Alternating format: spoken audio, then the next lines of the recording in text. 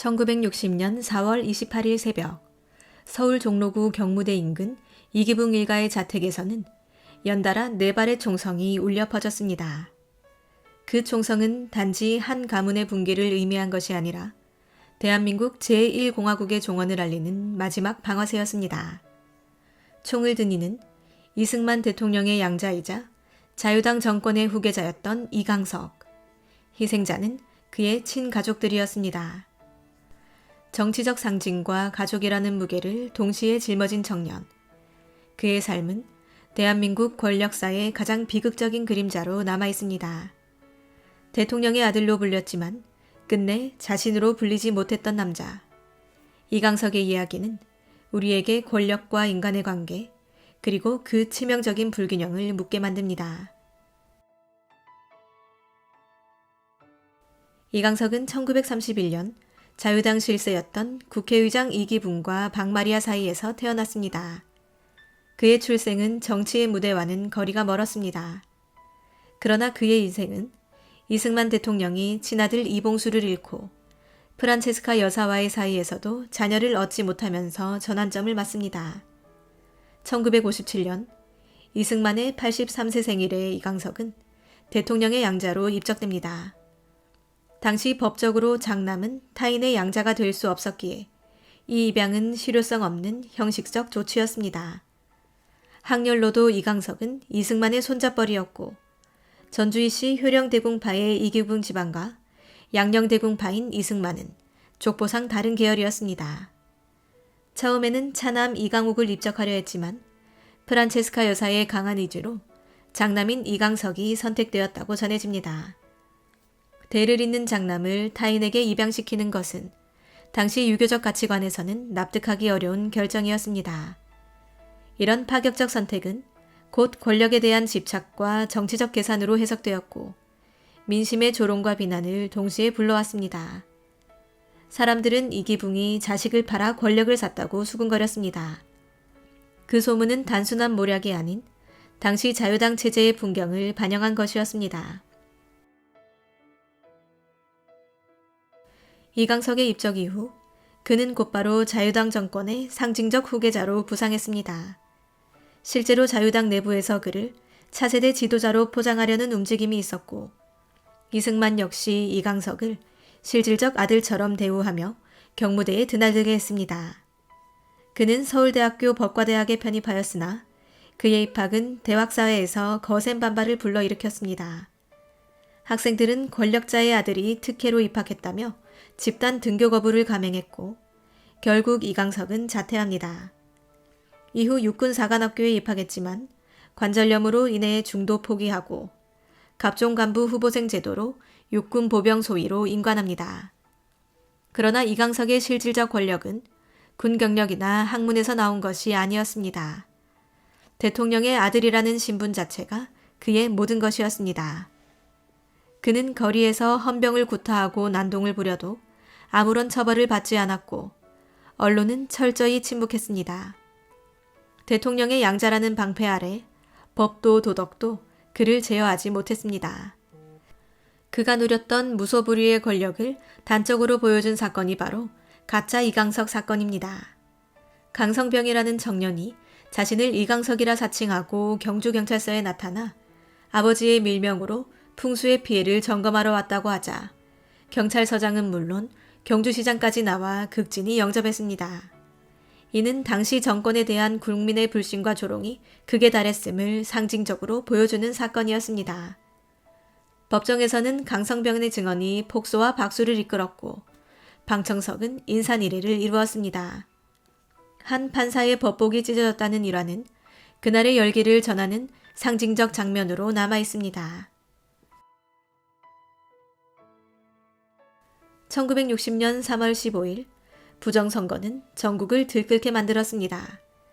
마산에서는 고등학생 김주열이 실종되었고 그의 시신이 눈에 최루탄이 박힌 채로 발견되며 분노는 들불처럼 번졌습니다. 서울과 전국 주요 도시에서 시위가 확산되었고 4월 19일에는 서울대학교와 고려대학교 등 대학생들이 대규모로 경무대를 향해 행진했습니다. 경찰은 실탄을 사용했고 수십 명의 학생이 사망했습니다. 이승만 정권의 몰락은 시간 문제가 되었고 미국까지도 이승만에게 하야를 요구하기 시작했습니다. 이승만은 결국 4월 26일 하야를 발표합니다. 이기붕 일가는 서울 경무대 인근 자택에서 망명을 준비하고 있었습니다. 그러나 이틀 후인 4월 28일 새벽 네 발의 총성이 그 집을 울렸습니다. 이기붕, 박마리아, 이강욱, 그리고 이강석이 모두 숨졌습니다. 당시 공식 발표는 이강석의 자살이었습니다. 그는 부모와 동생을 총으로 쏜 뒤 자신도 머리와 가슴에 총을 쏴 자살했다고 전해졌습니다. 그러나 시신 검안 결과 두 부위의 총상이 존재하는 점, 총알의 방향 등이 자살로 보기 어렵다는 주장이 제기되면서 타살설이 등장합니다. 경호실장 곽영주가 이기붕 일사를 몰살시켜 이승만을 보호하고 전국을 진정시키려 했다는 주장이 그것입니다. 하지만 곽영주는 얼마 뒤 사형당했으며 진실은 역사 속에 묻혔습니다. 또 다른 설은 가족이 수면제를 복용해 먼저 자살하고 이강석이 뒤늦게 총으로 확인 사살을 했다는 것입니다. 그러나 이 또한 동생 이강욱까지 죽인 이유를 설명하지 못하며 이강석이 정말로 의도한 행동이었는지에 대한 해석은 분분합니다. 하와이로 망명한 이승만은 이기붕 일가의 자살 소식을 전해 듣고도 아무런 공식 언급을 하지 않았습니다. 장례식에 참여하지 않았고 언론에 보내는 메시지도 없었습니다. 양부로서 정치적 후계자였던 이강석의 죽음은 그에게 아무런 울림도 없었던 듯 했습니다. 사실상 정치적 상징이었던 이강석의 존재는 이승만의 역사에서 삭제됩니다. 국립묘지에도 그의 흔적은 남지 않았고 어느 누구도 그를 추모하지 않았습니다. 그의 죽음은 단지 정권 교체기의 혼란으로만 언급되었습니다. 그의 이름은 교과서에서도 빠르게 지워졌고 자유당의 몰락과 함께 잊혔습니다. 그가 남긴 유일한 흔적은 어딘가 남아있을 경무대 자택의 낡은 벽에 남겨졌을 총성의 흔적뿐이었습니다. 이강석이 총을 들기까지의 마음은 어떤 것이었을까요? 그는 어쩌면 가족의 몰락을 받아들이기 어려웠던 청년이었을지 모릅니다. 혹은 스스로가 정권의 마지막 인물이라는 부담을 감당할 수 없었을지도 모릅니다. 그는 선택받은 존재였지만 동시에 선택받을 수밖에 없었던 인물이었습니다. 대통령의 아들, 정치의 후계자, 정권의 상징. 그러나 그것이 자신의 이름도 꿈도 목소리도 지워버리는 삶이었다는 것을 깨달았을 때 그는 스스로 그 생을 끝내기로 한 것일지도 모릅니다. 그날 새벽 이강석은 총을 들고 부모를 향해 방아쇠를 당겼습니다. 그리고 자신의 가슴과 머리에도 총을 겨누었습니다. 마지막 총성은 그가 세상을 향해 내지른 유일한 대답이었습니다. 이강석은 대통령의 아들이었습니다. 그러나 스스로 선택한 삶은 아니었습니다. 그는 상징으로 소비되었고 정권의 몰락과 함께 쓰러졌습니다. 그의 삶은 이해받지 못했고 죽음은 정리되지 못했습니다. 그가 남긴 종성은 정권의 종말을 알리는 경종이자 한국 현대사의 깊은 상처로 남았습니다.